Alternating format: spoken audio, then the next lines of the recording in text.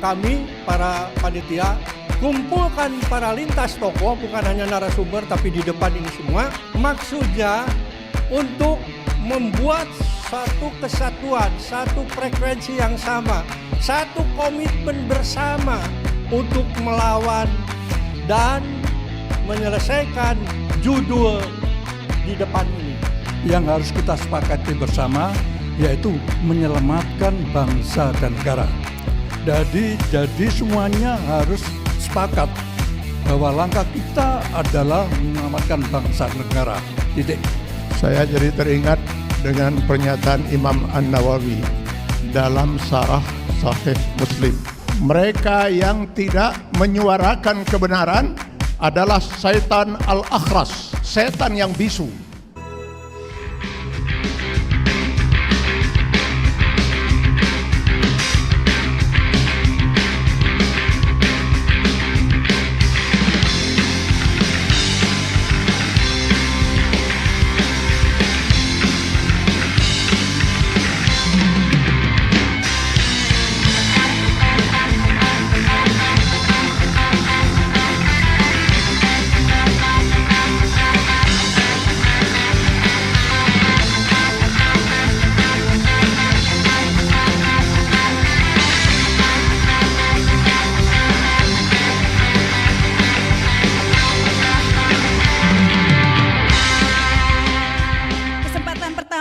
Saya berikan kepada Bapak Dindin Maulani, silakan Pak Dindin.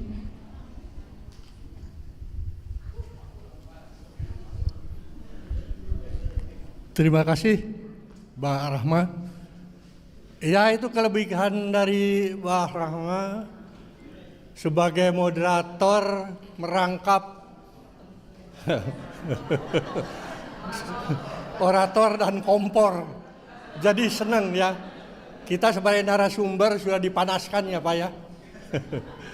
Assalamualaikum warahmatullahi wabarakatuh. Bismillahirrahmanirrahim. Wala hawla wala quwata illa billah, amma ba'du. Kepada bapak-bapak, para tokoh senior yang saya hormati, seperti judul di depan, kita ini berkumpul dari lintas para tokoh. Jadi ada beberapa tokoh yang sangat concern terhadap persatuan, kesatuan di antara kita ini. Judul boleh dari sejak lama Adili Jokowi dan makjulkan Pupu Pata. Perlu diomongin nih, Pak, silang sini Pak. Oh ya, Sini, Pak. di sini ya. Oke, terima. Iya. Saya pikir pidato biasa aja. Rupanya ada podcast nih. Jadi seperti tadi saya katakan bahwa yang hadir di sini baik para narasumber yang saya hormati maupun bapak-bapak sekalian, ibu sekalian yang hadir di depan ini juga semua para tokoh. Kami mengundang dari beberapa kemarin pertemuan beberapa tokoh, ada yang perlu dievaluasi oleh kita bersama. Judul boleh makjulkan Jokowi dulu, sekarang Adili Jokowi dan makjulkan Pupu Papa. Itu sekarang. Tapi permasalahannya yang perlu kita perhatikan, tadi sudah disounding oleh Mbak Sarita, bahwa kita ke depan tidak akan bisa selesai cuma 1-2 bulan saja. Barangkali tidak akan selesai seperti itu. Kerusakan luar biasa ya yang dibuat oleh seorang Mulyono ini berdampak juga luar biasa kepada kita semua. Bapak Habib Muhsin tadi sudah mengatakan di sektor politik terutama, hukum, ekonomi, dan lain sebagainya. Kami hanya ingin mengingatkan ya, sehebat apapun perjuangan kita ini, kalau masih ada dalam satu kelompok, kalau masih ada dalam klaster, kalau tidak mau bersatu kita, itu akan kita sulit menghadapinya. Ini yang berat. Kita bayangkan bahwa bicara soal Jokowi itu bukan bicara adili, tapi bicara makjulkan berapa tahun ke belakang. Ya kan? Masih bercokol dan masih berjaya dalam tanda kutip. Termasuk juga Pupu Papa. Di mana-mana kita mengadakan sebuah forum untuk melawan rejim yang dolim itu. Di mana-mana dan siapa, banyak sekali para tokoh kumpul di situ. Hari ini saya kumpulkan lintas, bukan saya, kami para panitia kumpulkan para lintas tokoh, bukan hanya narasumber tapi di depan ini semua. Maksudnya untuk membuat satu kesatuan, satu frekuensi yang sama, satu komitmen bersama untuk melawan dan menyelesaikan judul di depan ini. Itu yang paling penting. Dan kita tahu, bayangkan seperti seorang Said Didu kemarin, bagaimana dia dicoba untuk dikriminalisasi. Teman-teman di Rempang juga sama, bagaimana dia dihabisi, ya artinya dilukai, dan juga hampir ada yang dikriminalisasi juga. Sama, dan saya sudah ingatkan kepada Bung Roy yang luar biasa itu. Dengan pupu papanya, dengan keahliannya, beliau mengatakan, ini orang nggak bisa jadi wakil presiden. Ini orang sudah melanggar etika berat yang luar biasa. Dan dia bisa mengatakan 99%. Itu semua kita harapkan tidak berjalan berdiri atau sendiri-sendiri. Itu maksudnya. Pak Said Didu jangan sampai beliau sudah sepuh, ya tiba-tiba ya dengan kehebatannya tapi dicoba dikriminalisasi. Itu jangan sampai terjadi. Kita harus bersatu semua di sini memayungi kelompok-kelompok yang bergerak untuk melawan kedoliman itu. Payung hukum saja. Bentuknya terserah nanti Mbak 1 menit Rama, lagi ya, maaf. Ya, bentuknya dalam bentuk forum, bisa juga dalam bentuk kaukus. Kaukus para tokoh lintas di sini, mau agama, nasionalis, umat dan lain sebagainya, profesional, kumpullah dalam satu payung. Ya, kita siap mewayungi klaster-klaster pergerakan, klaster-klaster perjuangan. Karena tidak semua kita bisa berjuang turun bawah, apabila terjadi sesuatu, payung inilah yang mewayungi bersama. Kita lawan rejim dolim bersama, insya Allah berhasil. Saya kira itu saja karena waktunya yang pendek. Wassalamualaikum warahmatullahi wabarakatuh. Waalaikumsalam. Terima kasih. Ya, terima kasih ini Pak Dindin ya. Sekali lagi tepuk tangan untuk Pak Dindin. Ya, selanjutnya ini perwakilan dari Purnawirawan. Kami persilakan Bapak Laksamana Slamet Subianto.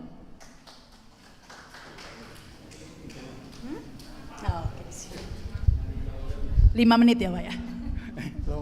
Pendek sekali. Tambah dikit nggak apa-apa deh. Assalamualaikum warahmatullahi wabarakatuh. Merdeka! Merdeka! Merdeka! Saya ingin menggarisbawahi apa yang disampaikan oleh yang pertama, Bapak mana? Persatuan kesatuan itu. Kita tidak akan bisa melaksanakan itu, judul itu, apabila kita tidak bisa bersatu.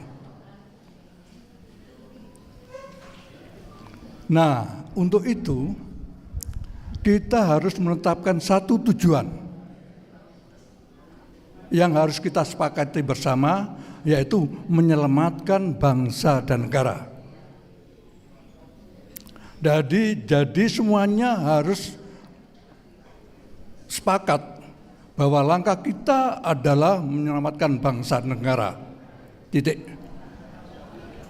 Nah, oleh karena itu, masing-masing klaster harus mulai menyiapkan kekuatan, menggalang kekuatan, menjahit kekuatan untuk bersama-sama melakukan tindakan apabila perlu adalah tindakan 98 yang kedua. Itu yang harus kita lakukan. Karena semua yang ada saat ini tidak bisa kita harapkan. Tidak bisa kita harapkan. Jadi kita harus melakukan langkah besar, melakukan persiapan diri, menjahit kekuatan untuk merobohkan pemerintahan ini. Setuju nggak? Setuju nggak? Setuju itu loh ya. Nah, baru kita tata. Berkali-kali kita membuat suatu deklarasi, diabaikan, dianggap angin lalu. Tapi kalau kita bisa menggalang kekuatan, kita duduk MPR, baru bergetar mereka semuanya. Ya, oke, setuju nggak? Oke, saya ingin menyatukan hati-hati yang ada di sini menjadi suatu kesatuan hati untuk berjuang menegakkan kebenaran di negeri ini, untuk menyelamatkan bangsa dan negara ini. Ya, saya nggak terlalu panjang. Saya ingin kita ikrar bersama. Ayo, tolong berdiri. Ya. Saya harapkan ikrar ini menyatukan hati kita untuk menjadi satu tekad perjuangan merobohkan rezim yang tidak bertanggung jawab ini. Angkat tangan kanan ya. Ikuti kata-kata saya. Aku bersumpah demi negeri ini. Negara Kesatuan Republik Indonesia. Satu, kami bangsa Indonesia, berketuhanan yang Maha Esa. Dua, kami bangsa Indonesia, berkemanusiaan, yang adil dan beradab. Tiga, kami bangsa Indonesia, menjunjung tinggi persatuan dan kesatuan Indonesia. Empat, kami bangsa Indonesia, berkerakyatan yang dipimpin oleh hikmat kebijaksanaan dalam permusyawaratan perwakilan. Lima, kami bangsa Indonesia, berkeadilan sosial bagi seluruh rakyat Indonesia. Amin. Silakan duduk kembali. Nah, ikrar itu saya harapkan bisa menyatukan kita, menyatukan langkah kita, menyatukan kekuatan kita untuk merobohkan pemerintah yang ada. Kita ganti dengan sistem yang baru, ya, sistem atas dasar kebenaran Pancasila. Saya kira demikian. Saya akhiri. Wassalamualaikum warahmatullahi wabarakatuh. Waalaikumsalam. Terima kasih Pak. Tepat waktu kok Pak. Tapi sebenarnya ini kita ada waktu sampai azan ya. Jadi agak ya masih ada 40 menit lagi lah ya sampai azan. Ya, kesempatan selanjutnya kami berikan kepada Bapak Kiai Haji Atian Ali Dai MA. Silakan, Bang.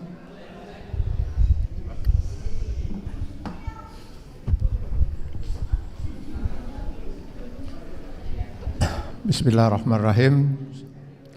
Assalamualaikum warahmatullahi wabarakatuh. Bismillahirrahmanirrahim. Wassalatu wassalamu ala Rasulillah. Mohon izin, mungkin saya tidak langsung menuju tema ini, Pak. Tetapi ingin menyampaikan sesuatu yang mungkin harus kita siapkan agar kita bisa memenangkan tema yang ada ini. Terus terang dari lubuk hati yang sangat dalam,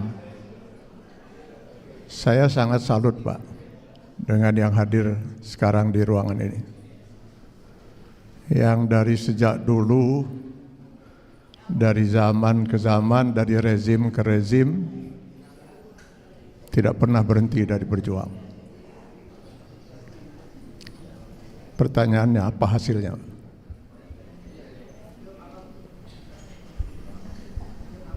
Kita hanya kumpul seperti ini, lalu berorasi, lalu sekali-sekali kita berdemo. Setelah itu, kezaliman terus berlangsung.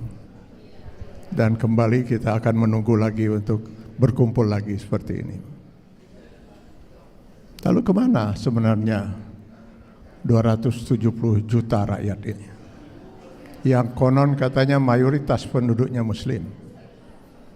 Kondisi ini sudah disinyalir oleh Rasulullah SAW 16 abad yang lalu. Saya khawatir, kata Rasulullah, umatku di kemudian hari keberadaan mereka tidak lebih dari hidangan yang diperebutkan oleh orang-orang yang sangat rakus dan lapar. Sudah rakus, lapar. Kita hanya sekedar makanan yang diperebutkan oleh orang-orang yang rakus dan lapar, para oligarki dan budak-budak mereka, hamba-hamba sahaya mereka. Kita hanya sekedar menjadi hidangan makanan. Au min qillatin nahnu yauma idzin ya Rasulullah, adakah karena kondisi umat Islam pada waktu itu sangat sedikit? Tidak, kata Rasulullah. Balhum kasir. Jumlah umat Islam itu sangat banyak, tapi keberadaan mereka tidak lebih dari buih di lautan, terombang-ambing, tidak jelas arahnya kemana, dimanfaatkan oleh para oligarki dan hamba-hamba serta budak-budak mereka itu. Kita pun hanya menjadi penonton, dan besok lusa kita kumpul lagi di sini untuk berdiskusi lagi.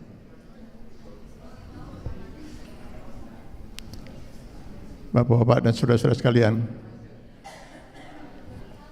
kezaliman ini tidak akan pernah berhenti, kata Sayyidina Ali radhiyallahu an.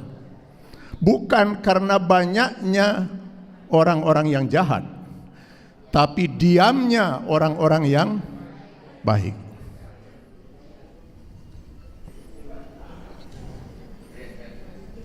Lihat Pilpres kemarin, ketika umat bingung mana yang harus dipilih, apa kata tokoh-tokoh ulama dari ormas-ormas Islam besar itu? Kami para ulama netral. Dari mana yang namanya ulama bisa netral? Bukankah ulama itu adalah warasatul anbiya? Umat dihadapkan dengan satu hak, yang satu batil, yang satu haram, satu halal, lalu ulama kemudian bersikap netral. Netral itu kalau di mobil itu, maju enggak, mundur enggak, belok kanan enggak, belok kiri enggak.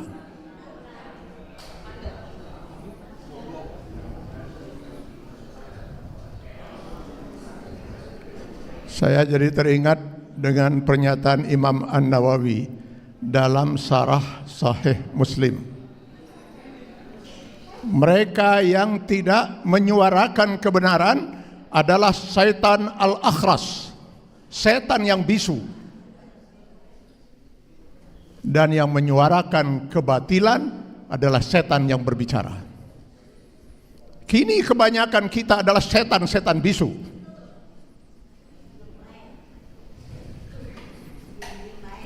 Para pejabat, para TNI, saudara-saudara kita yang di TNI, Polri yang masih aktif, para ulama, bisu semua menyampaikan kebenaran. Baru nanti mereka bersuara, mohon maaf, ketika sudah tidak menjabat, ketika sudah purnawirawan. Kemana para ulama? Para ulama kebanyakan sudah menjadi setan-setan bisu. Ini yang harus kita benahi, Pak. Selama ini tidak kita benahi, kita hanya berkumpul saja seperti ini. Tidak akan pernah kita bisa menyelesaikan masalah-masalah besar seperti itu. Karena itu saya sependapat dengan Pak Didin tadi. Sebaiknya kita segera bentuk sebuah forum. Sebuah forum yang bisa mengantarkan semua pihak yang masih ingin berjuang untuk merasa nyaman berada dalam forum itu. Lalu mari kita bicarakan, Pak, bagaimana membuat setan-setan bisu itu mau berbicara, agar kita bisa bersama-sama. Saya tidak pesimis. Islam mengharamkan kita pesimis, apalagi apatis. Tetapi kita tidak bisa optimis selama kita tidak pernah berjuang secara maksimal untuk memperjuangkan ini. Kata Allah, wa'iddu lahum mastata'tum. Kita harus menyiapkan dulu kekuatan itu, baru kita bisa berjuang. Mungkin waktu saya sudah habis ya. Sebenarnya tadinya saya mau minta waktu yang panjang karena saya 4 jam untuk sampai ke sini, Pak. Tapi baiklah, saya kira tidak ada masalah. Mudah-mudahan itu bisa saya sampaikan. Jadi mudah-mudahan saya tidak merampas hak yang lain. Sekian, terima kasih. Billahi taufiq wal hidayah. Assalamualaikum warahmatullahi wabarakatuh.